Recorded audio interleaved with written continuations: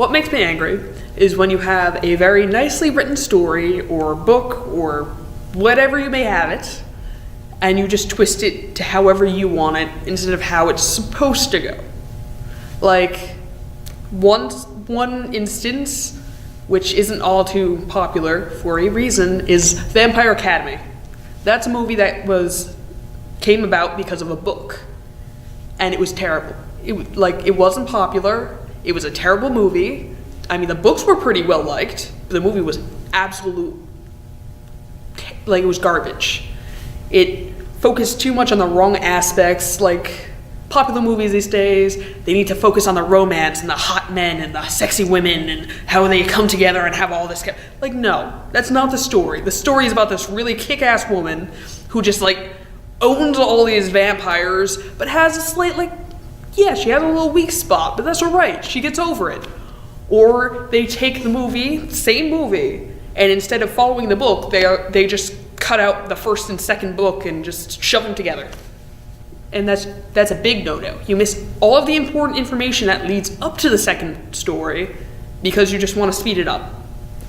I mean, Frankenstein does that. Most movies that have to do with Frankenstein will cut out the entire first half of the book, which is focusing around Victor Frankenstein and his love of his mother and this intense need to create life and see if he has some control to bring back this woman that he loves so much. And they just cut to, he made a monster and it goes crazy and it kills things. And they just throw him into the role of mad scientist when he's actually this deep, complex character who means well by the whole thing. But he's so blinded by love and this intense need for a mother that he creates something terrible. And I think it's a bit of a story about becoming independent. And because even in the end of the book has Frankenstein meeting his monster once again on a boat, I believe it was, in this freezing area, and then Victor, they get into the fight, he gets stabbed, etc., and he dies. But the monster needs Victor so much that he can't live without him, so the monster kills himself and lets the both of them die, because it's the same thing, and it's this big element to the story, but they leave it out for the monster movie.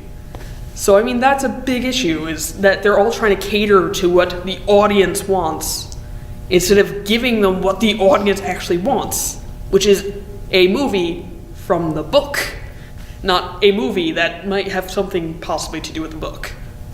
So yeah, that's my intense rage about adaptations. There's very few adaptations that are actually good. One that I can remember off the top of my head that was truly good was Bridge to Terabithia. I read the book when I was really young, and the movie came out shortly after, and it was spot on. It had all the elements. They did not skirt around the point where one of the characters dies. They didn't it's for a younger audience, maybe we shouldn't. No, they killed her. She was dead. And you felt that same amount of depression. They put everything in. It was great, and I was so happy. Even because they don't do that with all kids' movies. Stuart Little, actually, didn't follow the book. In the book, Stuart Little meets a Barbie doll outside, and they talk and they live together for a bit, and then he moves on. That was not in the movie. It was a part of the book. The book was really good, actually. Oddly enough, the book was amazing. It was so much fun, but they ruined it just for laughs.